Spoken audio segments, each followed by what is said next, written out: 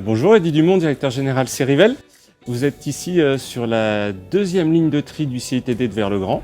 Sur cette ligne arrive l'ensemble des poubelles collectées en porte-à-porte, les bacs jaunes qui sont présents en bas de vos habitations. Cette ligne qui a été construite en début 2020 permet au Ciredom de pouvoir traiter jusqu'à 70 000 tonnes de collecte sélective sur le CITD de Vers-le-Grand. La ligne en elle-même va pouvoir traiter 55 000 tonnes par an. Son débit, c'est 14 tonnes heure, pouvant monter à 16,8 en cas de besoin. Cette ligne présente l'ensemble des nouvelles technologies qui existent dans le tri des déchets. La première étape est donc un tri physique sur la ligne, à savoir un tri par taille, par le biais de 2 trommelles qui nous permettent de faire différentes coupes de taille.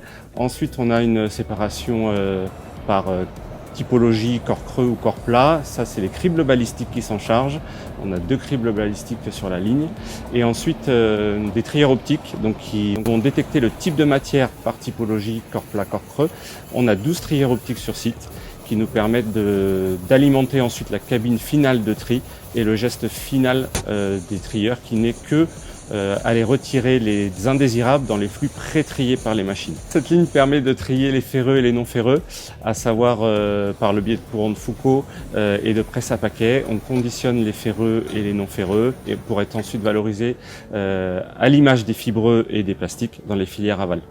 Et ensuite, une petite spécificité de cette ligne sur la partie des refus.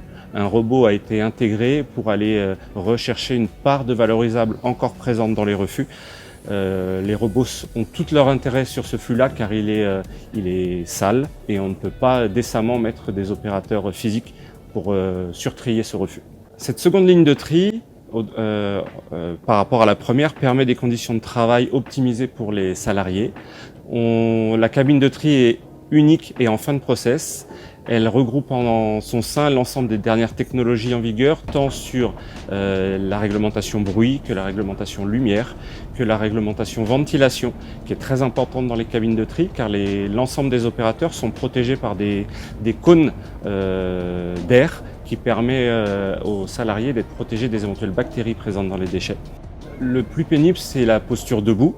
Quand on reste debout pendant 7 heures, même si on a les pauses associées, c'est de rester debout et de multiplier les gestes avec le haut du corps. Dans cette cabine, on a aussi des postes assis debout et des rehausses automatiques qui permettent à l'ensemble des trieurs d'adapter leur position de travail à leur morphologie. En amont de l'étude de cette ligne, il y a l'ensemblier qui a construit cette ligne, qui a fait des études d'ergonomie.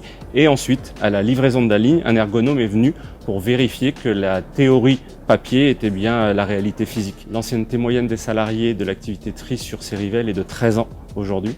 On vient compléter ces équipes par des salariés intérimaires quand les gisements sur le territoire augmentent pour venir ponctuellement pallier à cette augmentation.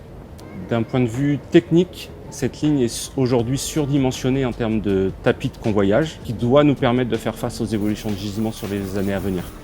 Donc aujourd'hui, on a de fait une qualité de tri mécanique et trieur optique qui est optimale parce que le produit est bien étalé sur l'ensemble des tapis et permet ainsi aux trieurs optiques de faire leur travail avec pertinence.